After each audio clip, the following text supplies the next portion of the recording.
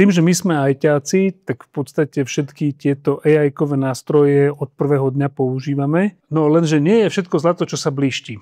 Je viacero vecí, kde tú umelú inteligenciu by sme radi videli, ale ona tam možno ešte úplne nie je. Takže ona vie v tom marketingu pomôcť, aj v tom salese vie pomôcť, ale ako odtiaľ potiaľ. No a toto bude práve tá téma, že ako si nastaviť vlastné očakávania od umelej inteligencie a kde firmy menšie, väčšie môžu nájsť nejakú pridanú hodnotu.